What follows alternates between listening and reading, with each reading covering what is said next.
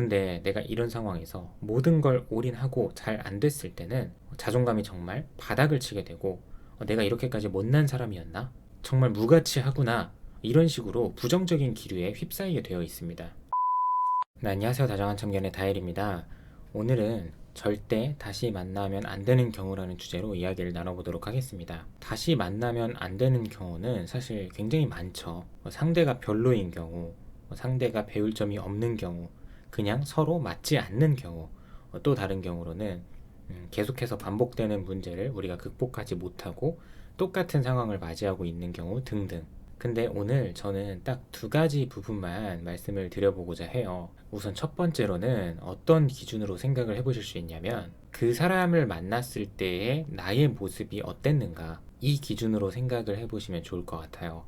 스스로 생각을 했을 때 내가 사랑스러워 보이는 모습이었는지, 발전적인 모습이었는지, 아니면 반대로 주위에서부터 이 아이는 연애를 하고 나서부터는 조금 애가 이상해졌다라는 말을 듣거나 누가 봐도 위태위태해 보이고 불안해 보이는 모습은 아니었는지, 헤어지고 나서 지난날의 나의 부족했던 모습들을 돌아보면서 성장을 해나가려고 노력을 하시는 분들이 많잖아요. 어쩌면 재회를 하고 싶어서 나 자신을 바꿔나가고 가꿔 나가려고 하시는 분들도 많은데, 이 과정 중에서 이분은 재회를 하지 않았더라면, 또는 재회를 원하지 않았더라면 지금쯤 훨씬 더 많이 성장하고 근사해진 모습일 텐데 싶은 분들이 계세요. 이게 바로 연애할 때의 내 모습이 별로였던 분들이 반복적으로 실수를 하는 부분인데, 과거에 연애할 때의 내 모습이 너무 별로였어서 헤어지고 나서는 좀 더 바쁘게 지내려고 하고 조금 더 보람있는 삶을 살려고 노력을 하고 있는 와중에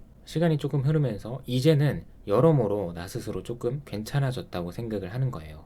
보통 가장 많이 이렇게 생각을 하는 시기가 헤어지고 나서 한 달 내지는 두 달이 흘렀을 때인 것 같아요. 근데 누누이 말씀을 드리지만 사람이 한 달, 두 달 안에 어떻게 바뀔 수가 있을까요? 사실 거의 불가능에 가까운 일이잖아요. 하지만 어느 정도 생활 패턴은 바뀌었을 수 있기 때문에 상대방도 이런 나의 모습을 보면서 어쩌면 이 아이가 바뀌었을 수도 있겠다라고 착각을 하면서 다시 만나게 되는 경우가 허다하죠. 근데 문제는 내가 이 사람과 다시 만나지 않았다면 이미 1에서부터 10까지 쭉쭉 걸어가고 있을 텐데, 이제 한 5에서 6 정도 걸어왔을 때 그토록 바라던 재회를 했고 또 상대가 너무 좋으니까 그동안 내가 하던 것들을 다 멈추고 내려놓고 오히려 다시 퇴보가 되기 시작하는 거예요. 한 번이라도 재회에 대한 경험을 해보신 분들은 아시겠지만, 내가 이 사람을 만났을 때 먹던 식습관, 그리고 데이트의 패턴, 그리고 서로가 표현하는 말투 등등, 이런 것들은 이 사람을 만나는 순간부터 다시 우리가 가지고 있던 그 패턴으로 돌아가고 다시 익숙해지기 마련입니다. 그러니까 나는 헤어지고 나서 나만의 독립적인 공간에서 나만의 긍정적인 패턴을 찾아서 잘 지내고 있었는데, 이 사람을 만남으로 인해서 다시 또 별로였던 나의 모습들이 하나씩 나타나기 시작한다는 거예요. 그렇기 때문에 내가 스스로 타인의 영향을 받지 않을 정도로 단단해졌거나, 그 사람을 다시 만나게 됐을 때도 내가 기존에 하던 것들을 빼먹지 않고 다 해나가고 지켜나갈 수 있을 정도의 수준이 아니라면 다시 만날 수 있는 기회가 생겨도 안 만나는 게 나 자신을 위해서는 좋은 길이 될 거라는 거예요. 이어서 두 번째로는 실제로 제가 재회를 하고 결혼을 하기까지 이 과정 중에서 느꼈던 부분을 말씀을 드려보고자 하는데, 결국에 내가 다가가는 쪽이든 아니면 기다리는 쪽이든 우리가 사랑을 나누는 이유는 결국에 행복하기 위해서잖아요. 저 같은 경우에는 살아생전 재회라는 거를 시도를 해봤던 이유가 상대와의 결혼이 현실적으로 그려졌었고 정말 진지하게 결혼을 원했기 때문이거든요. 그런데 관계를 진지하게 바라볼수록 우리 둘만의 관계뿐만 아니라 그만큼 중요한 부분이 있어요. 바로 각자의 집안에서 서로를 어떻게 바라보는지, 어떤 시선으로 바라보는지죠. 저 같은 경우에는 어릴 때부터 이혼 가정에서 아버지 아래서 자라왔어요.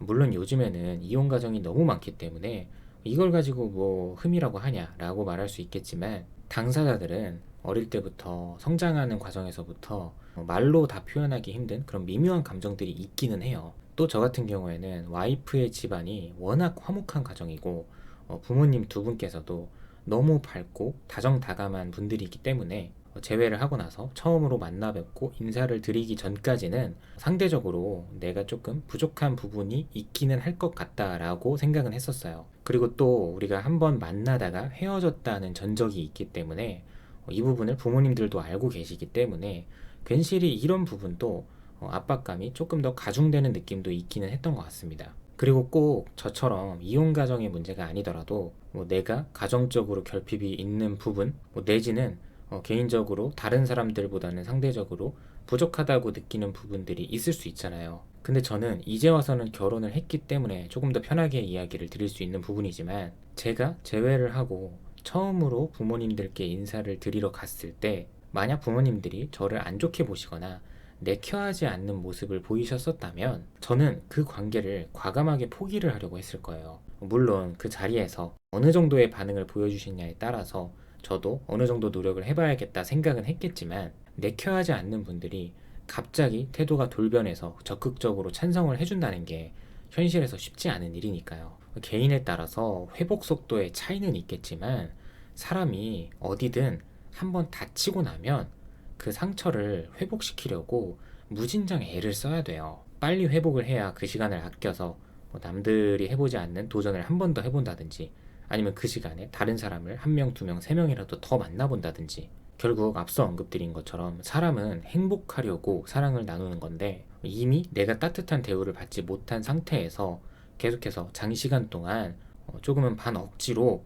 노력을 이어가려고 하면 그 상처가 덧나고 결국에는 흉지기 마련입니다. 그래서 적당히 끊어낼 수 있는 타이밍에 결단을 내려서 빠르게 끊어내야 내가 그 다음 스텝을 밟을 에너지를 조금이라도 낭비하지 않고 아낄 수 있어요. 근데 내가 이런 상황에서 모든 걸 올인하고 잘 안 됐을 때는 자존감이 정말 바닥을 치게 되고, 내가 이렇게까지 못난 사람이었나? 정말 무가치하구나. 이런 식으로 부정적인 기류에 휩싸이게 되어 있습니다. 그래서 생각이 이렇게 이어지는 거죠. 아, 이제는 연애라는 거는 못하겠다. 나와는 어울리지 않나 보다. 이런 식으로 앞서 말씀드렸던 것처럼 더 이상은 전진을 할 에너지가 남아있지 않은 거예요. 그렇기 때문에 내 자존감은 내가 지켜준다라는 생각을 항상 가지고 계셔야 한다는 겁니다. 예전 영상에서도 말씀드린 적이 있지만, 결국 재회를 하려거든 상대방뿐만 아니라 상대방의 부모님도 만족을 시키고 싶다, 시켜야겠다라는 마음가짐이 동반되어야 하고, 이런 부분에 대해서 정말 현실적인 가능성이 있다고 판단이 되면 그때는 재회를 선택하셔도 된다고 생각해요. 그게 아니라면 서로 감정 낭비, 시간 낭비만 하고 또 서로 상처만 남는 그런 끝이 될 수 있기 때문에 절대로 감정에 치우쳐서 생각을 하지 마시고 위와 같은 현실적인 부분들에 조금 더 집중을 해보셨으면 좋겠습니다. 네, 오늘도 영상 봐주셔서 감사합니다. 지금까지 다정한 참견의 다일이었습니다.